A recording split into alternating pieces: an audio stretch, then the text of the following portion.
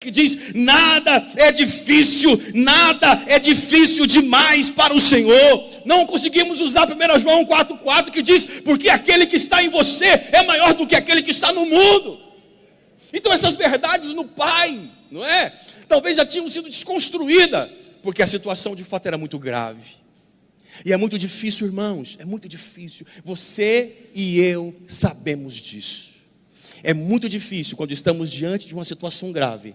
É muito difícil nos firmar ou firmarmos na fé e não nas desconfianças, nas possibilidades que a nossa mente projeta. Estou sendo claro, sim ou não? Quando você ouve alguma coisa grave, você tem duas opções. Ou você vai seguir os seus pensamentos automáticos, que dizem: essa situação não dá, você vai morrer, aí não tem resposta. Você lembra? O fulano de tal morreu com a mesma doença. Olha, quando foi essa situação, o fulano de tal perdeu o emprego. Então a sua mente te joga para um monte de outros exemplos negativos. E você, sem fé, não se protege como um escudo. Então, a fé desse pai estava esmagada, porque era grave. A segunda razão é o fator tempo. Então a primeira é o fator gravidade, o segundo fator tempo. Curiosamente, Jesus pergunta para o pai sobre isso. Jesus diz assim: há quanto tempo ele está assim? Sabe o que eu fico pensando? Olha para mim, presta atenção. Eu fico pensando nessa entrevista de Jesus. Jesus queria conhecer a história daquela família, não apenas curá-los, mas conhecê-los, relacionar com ele, entender, se identificar com um problema.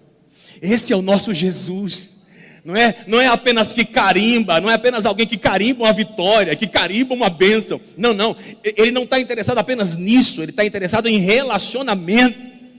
E enquanto ele conversa com o pai, ele diz assim: há quanto tempo esse menino está assim?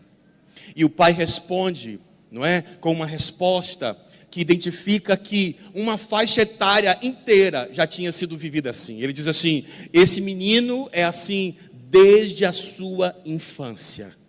Então possivelmente esse menino já era um rapazinho. Ele já tinha deixado de ser infantil, né? Já tinha deixado a sua infância e agora possivelmente estava na adolescência. Mas ele já tinha perdido, irmãos, uma faixa etária.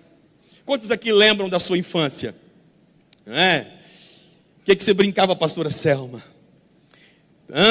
Pique-pega, bete, não era?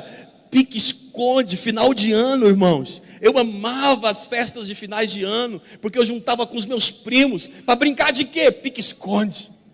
Hoje os meninos estão todos sentados, cada um no seu canto, com o celular na mão, mais ou menos por aí, não é? Então, nós lembramos da nossa infância, da nossa juventude. Esse menino tinha perdido anos, não é? que formavam, não é? Toda uma faixa etária. Ele tinha perdido. Então, quando Jesus pergunta isso para aquele pai, ele está entendendo: o tempo esmagou a fé desse homem. Porque escuta, irmãos, pior do que enfrentar algo grave, escute, é enfrentar algo grave por muito tempo. A nossa fé tem que estar muito bem estruturada para não ser esmagada, não é? Por muito tempo de pressão. E o conselho que eu tenho para você, não é? Que está passando por muito tempo, pastor, muito tempo assim, muito tempo sob pressão.